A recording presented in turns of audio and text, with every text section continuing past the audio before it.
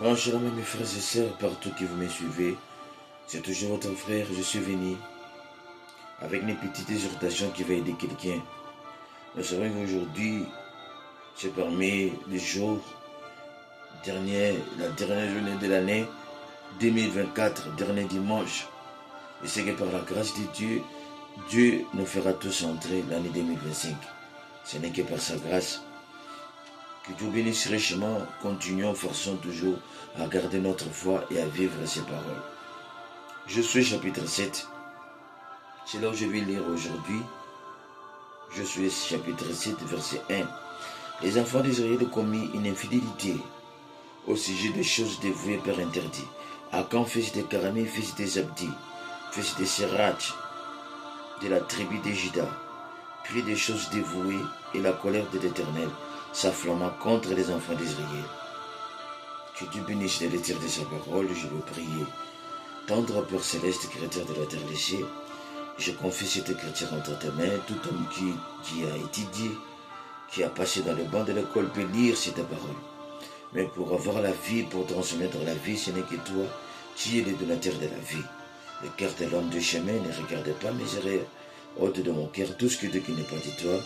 Purifie-moi, fais de moi de son Père un vase, un canal que tu vas aider quelqu'un, que tu vas nous ramener, que tu vas édifier quelqu'un.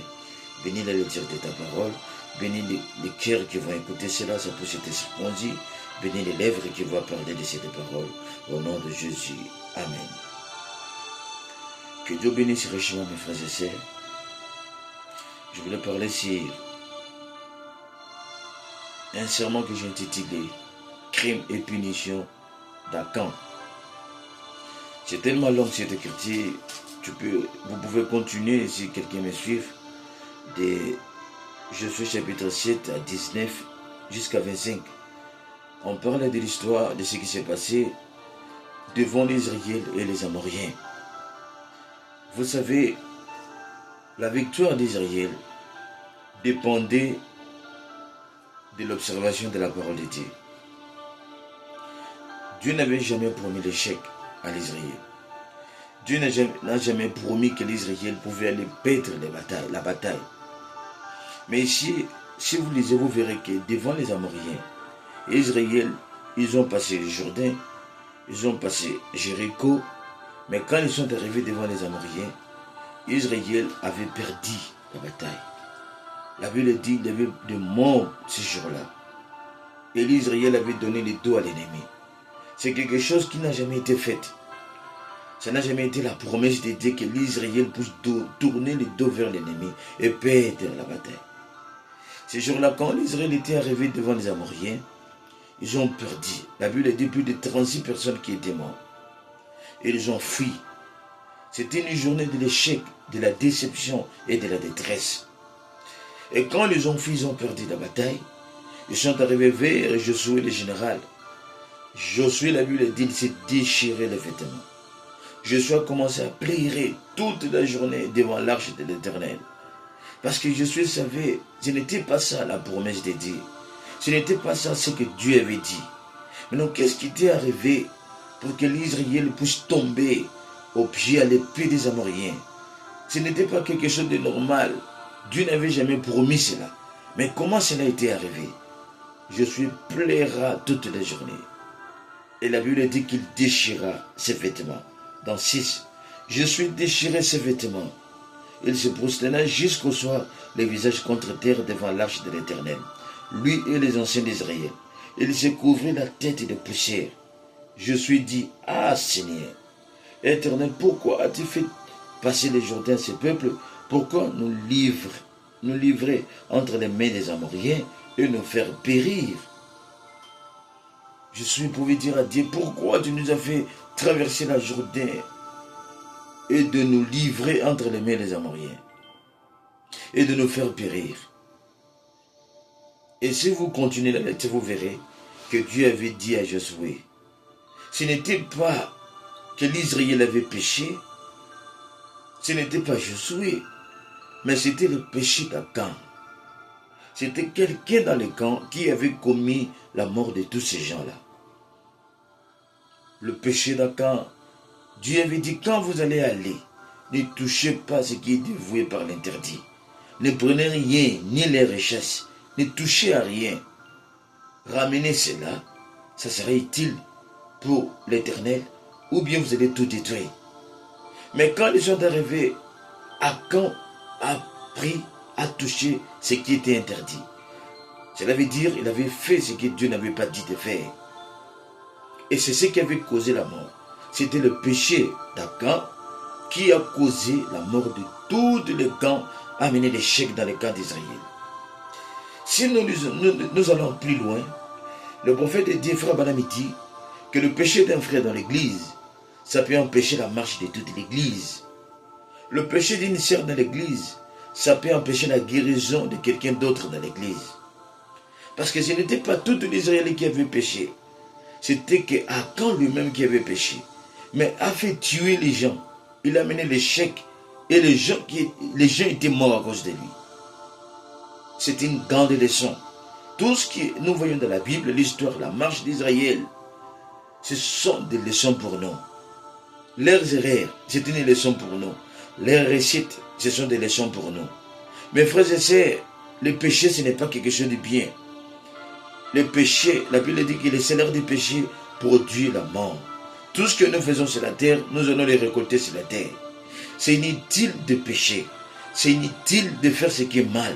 C'est inutile de cacher quelque chose de mal. C'est ce que les diables cherchent. Quand l'Église marche selon les pages de la Bible, quand l'Église de Dieu vivant garde la parole de Dieu, le diable n'aura pas l'ampleur dans cette Église. Mais quand le péché entre dans l'Église, ça diminue la marche de l'Église, ça diminue la puissance de l'Église. C'est la même chose avec la maison aussi.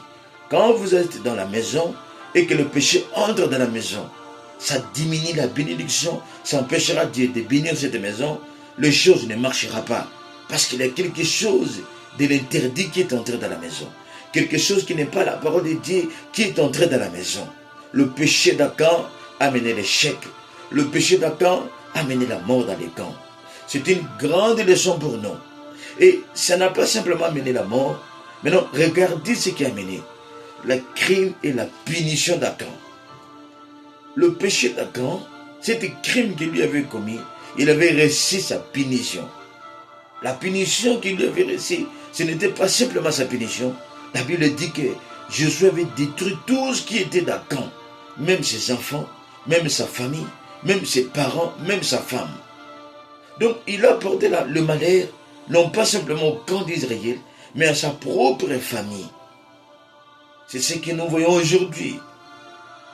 Le péché d'une maman dans une maison, ça peut amener le malheur sur les enfants. Le péché, la mauvaise vie d'un papa, ça peut amener le malheur sur ses enfants. La mauvaise vie d'une sœur en Christ, ça peut amener le malheur sur ses enfants dans la maison. Regardez les crimes et la punition.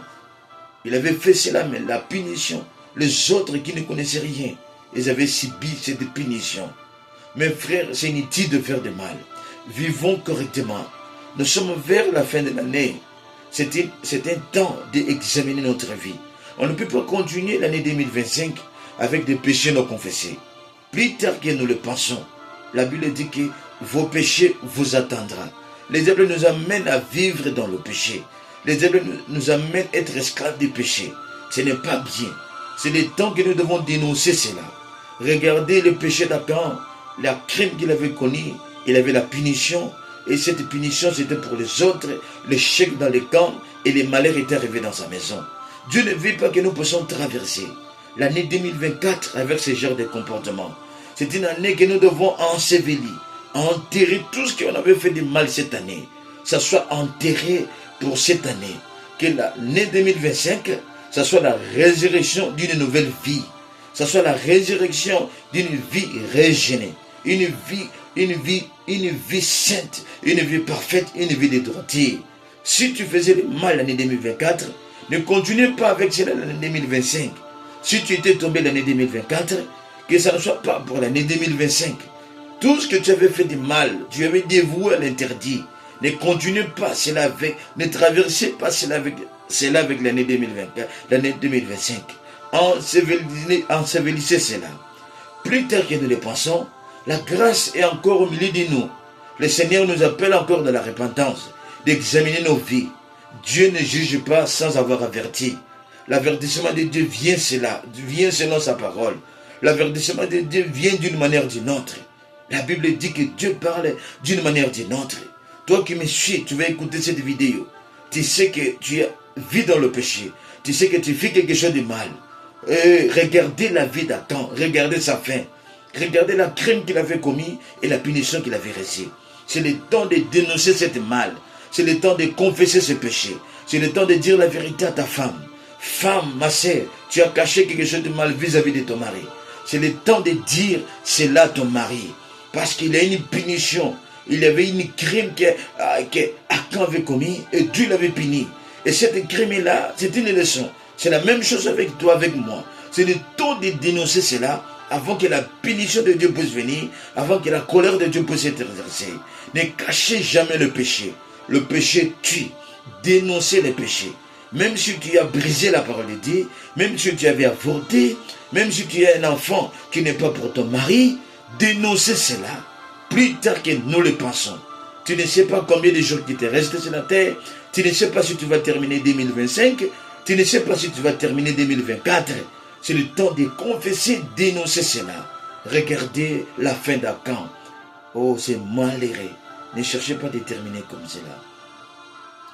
Que le Seigneur nous aide, que le Seigneur vous bénisse. C'est ce que j'avais comme une petite exhortation. Crime et punition d'Achan. Ma sœur qui me suit, confessez tes péchés. Si tu as fait quelqu'un du mal, va le voir. Mon frère, si tu as fait ta femme du mal, tu la trompes, dis-lui la vérité. Si tu as quelque chose qui te cache, dénonce cela. Et Jésus-Christ va nous pardonner. Que le Seigneur vous bénisse richement. Ma prière que chacun de nous puisse traverser cette année. Et je vais prier, Dieu notre Père Céleste, bénis-nous, protège chacun de nous. C'est le dernier dimanche de l'année 2024. Nous voulons que l'année 2025 ça puisse être une bénédiction pour nous. Viens Dieu nous utiliser puissamment. L'histoire d'Achan, Seigneur. Viens Dieu enlever le désir du péché dans nos cœurs. Viens Dieu nous amener à la repentance en enseignement. Viens Dieu nous séparer de tout ce qui est du mal. Que nous ne puissions pas toucher à ce que Dieu qui t'interdit. Nous puissions marcher selon les principes de ta parole. Je remets tout Dieu entre tes mains. C'est quelqu'un qui est dans ce même point, dans cette même situation, et que Dieu te puisse la délivrer, parce que tu as dit que la grâce coule encore. La vraie délivrance, c'est toi, Jésus. La Bible dit que celui que le Fils a franchi est libre de toute condamnation. Nous comptons que Dieu à toi. Délivre-nous, Seigneur. Pardonne-nous, Seigneur. Bénis chacun de nous deux, que nous puissions entrer l'année 2025, que nous puissions encore te servir. Je remets tout Dieu entre tes mains, au nom de Jésus-Christ. Amen. Grand shalom, que Dieu vous bénisse.